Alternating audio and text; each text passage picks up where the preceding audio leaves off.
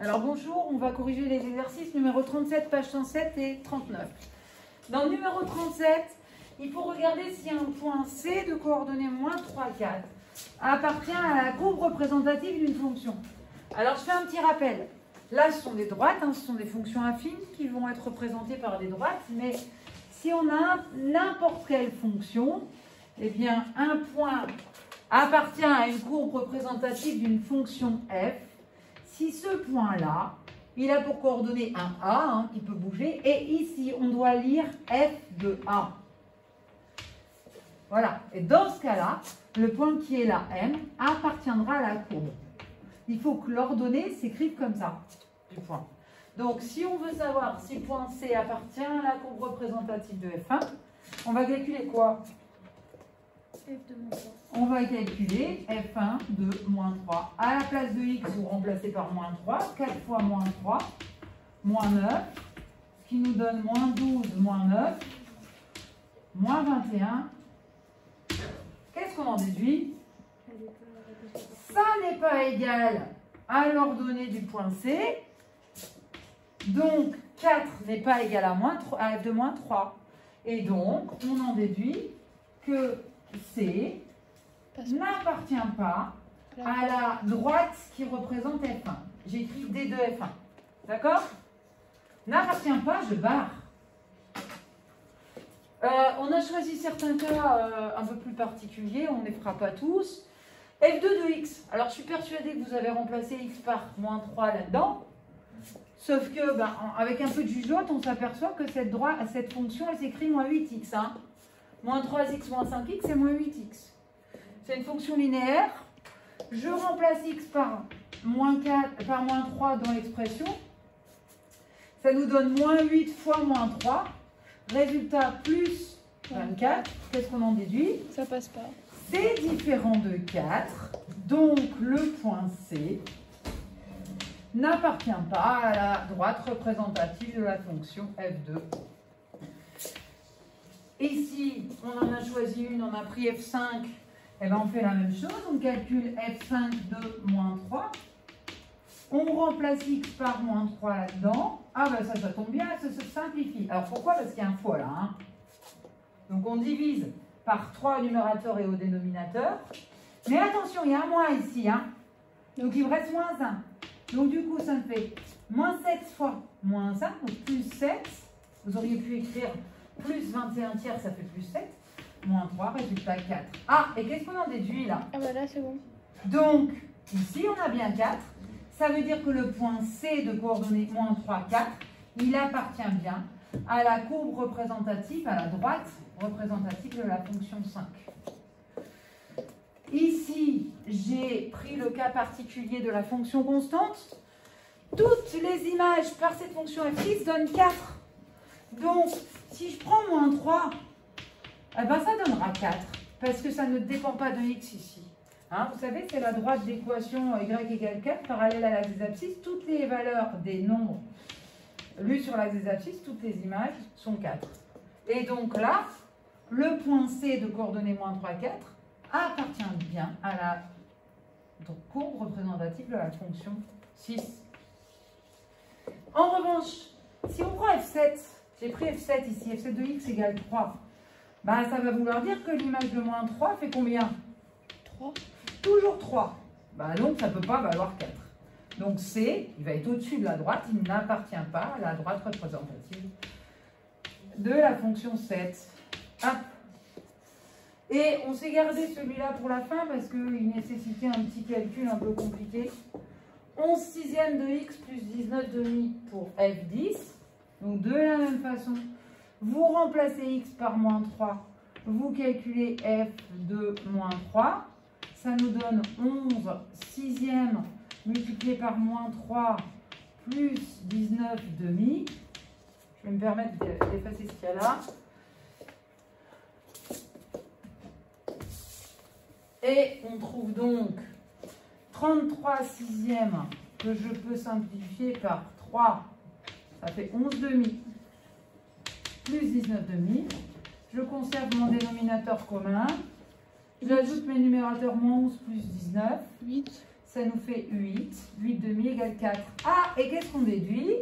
Que ça Donc, ouais, le point C de coordonnées moins 3, 4 passe appartient bien à la droite. à la courbe représentative de F10. Voilà, et je fais d'une pierre deux coups, je vais corriger le numéro 39. Attention, je vais le téléphone. Dans le numéro 39,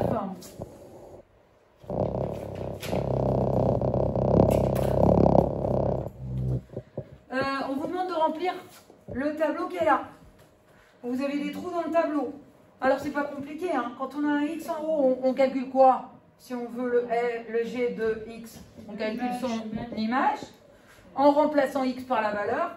Et quand on a le nombre en bas, on va chercher L'antécédent. un antécédent. Alors, pour une fonction affine non constante, il n'y en a qu'un, hein, donc l'antécédent. Donc, je le fais une seule fois. Vous vérifierez vos calculs après. Pour G de moins 9, ben, on remplace X par moins 9. Ça fait moins 7 plus 4 fois moins 9. Donc, moins 7, moins 36, Moins 43. moins 43. Voilà la valeur de la deuxième ligne, première colonne, hein, ici. Et puis, pour la deuxième colonne, on avait la valeur moins 9. On cherche un antécédent qui est l'antécédent. Hein. Donc, vous résolvez l'équation, on l'a déjà fait plusieurs fois. G de x égale à moins 9. Et on trouve donc 4x est égal à moins 9 plus 7. J'isole x dans le membre de gauche. Donc, je me débarrasse de moins 7 en faisant plus 7 à gauche. Je fais plus 7 à droite et ça nous fait moins 2. Et ensuite, on a une multiplication par 4. Pour la neutraliser, on divise par 4. Et on trouve x égale, je divise par 4 à droite aussi, qui fait moins 1,5. D'où le 0,5 dans le tableau. Alors, faites la même méthode hein, pour trouver les colonnes du tableau, mais je vous avais demandé aussi de faire à l'aide de la calculatrice.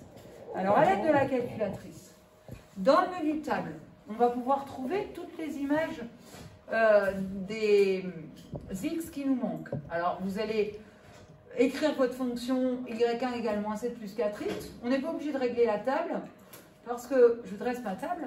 Même si on n'a pas les bonnes valeurs dedans, vous vous contentez d'écrire la valeur que vous voulez. Qu'est-ce qui nous manquait dans le tableau? Pour moins 9, par exemple, ici, bon ben, je peux aller voir, j'ai peut-être moins 9, mais si je ne l'ai pas, ben, tant pis, j'écris moins 9. J'écris moins 9, exé, et il met sa correspondance dans la colonne de droite, moins 43, l'image de moins 9 et moins 43.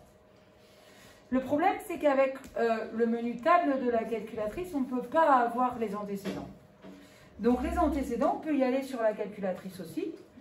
Vous ressortez, vous allez sur le menu graphe, dans laquelle votre fonction est déjà enregistrée, moins 7 plus 4x.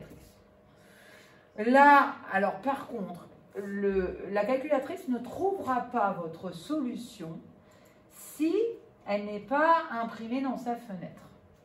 Alors, faisons un petit peu, enfin, on va voir, faisons un petit peu l'expérience. Je voudrais l'image de moins 9, on a compris, l'image de moins 9, on a compris, on l'a fait à la table, mais on va le faire avec la calculatrice. Je pense que je résous un problème. Résoudre en anglais, c'est to solve. Donc, je vais dans Gsolve. Hop. Dans Gsolve, ici, je vais sur F6, je peux calculer X lorsque j'ai Y. Ou je peux calculer Y lorsque j'ai X. Si je cherche une image, j'ai X et je veux Y, je veux G de X. Donc, je vais mettre calcul de Y et je vais avoir l'image. Et il me dit, ben, quand X égale à moins 9, je lui mets, et il met hors domaine. Ah, pourquoi? Pourquoi?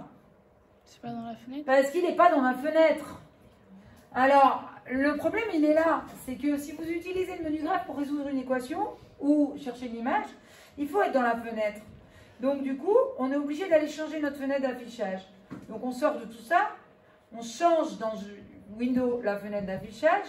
Alors, je vous rappelle que si vous faites 2 fois Shift Window, vous vous retrouvez avec une fenêtre standard de moins 10,10 sur moins 10,10 qu'il faudrait changer éventuellement. Pour moins 9, ça va coller, mais pour les autres, ça va dépasser. Donc, voilà. Donc, je vais juste le faire pour moins 9. Il faudrait changer la fenêtre pour les autres. Donc, c'est pas pratique. Il faudra avoir sinon une très grande fenêtre. Vous faites une très grande fenêtre qui comporte toutes les valeurs qui sont là et vous pourrez avoir toutes les solutions. Sachant que la calculatrice ne donne que des nombres décimaux voir des fractions, mais dans le menu graphe, elle ne donnera qu'une valeur approchée de l'écriture fractionnaire. Donc méfiez-vous, hein, c'est juste pour vérifier. Il y a les valeurs qui ne sont pas exactes, vous ne les aurez pas de façon exacte dans le menu graphe. Donc je ressors. J'ai changé ma fenêtre, le moins 9 est dedans. Donc je vais pouvoir résoudre mon problème de calcul de Y dans F6. Je calcule Y, donc F1, sachant que ma valeur de X vaut moins 9. Moins 9, hop, exé.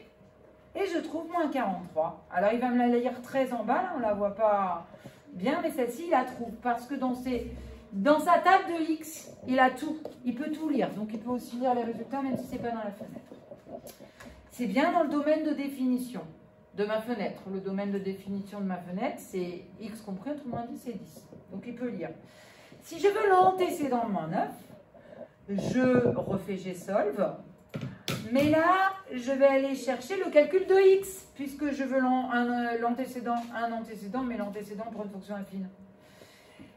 Mon Y, c'est mon image qui vaut, c'était moins 9, c'est ça? Et je veux mon antécédent, hop, et bien il me met ici, moins 0,5. Ça marche? Oui. Alors, même chose. Si vous me demandez un antécédent de moins 156, il va être en dehors de sa fenêtre, il ne pourra pas le lire. Donc, il faut veiller à ça. Si vous voyez hors domaine ou non trouvé, c'est parce que c'est en dehors de la fenêtre. Et puis, faites bien attention, si on voit moins 0,5, on sait que c'est la valeur exacte. Par contre, si vous voyez pour ici, j'en sais rien moi, pour 10 tiers, allons faire 10 tiers, l'antécédent de 10 tiers ici. Si je fais 10 tiers, donc je vais recalculer un antécédent de 10 tiers. Donc, calcul de antécédent, calcul de X ou de Y? Calcul de X, F2, pour lequel Y fait, alors je peux lui mettre sous forme de fraction, là, ça va être la valeur exacte. Sauf que le problème, c'est que derrière, quand on va lui demander le résultat, il nous met, donc là c'est le 10 tiers, 3, 3, 3, 3, 3, 3, 3, 3, 3. Et là, on a la solution approchée par la calculatrice lue sur le graphique. Et là, pour le coup, on n'a pas la valeur exacte. Donc, méfiez-vous. Donc là, on est obligé de le faire par le calcul pour trouver 31/12e. C'est une valeur approchée de notre 31/12e dans le tableau qui est là. On ne peut avoir que de façon exacte à l'aide du calcul et la résolution d'une équation comme ça. Voilà, c'est terminé. Je vous laisse juste les résultats. De toute façon, ils sont sur Pronote. Hop, on ferme.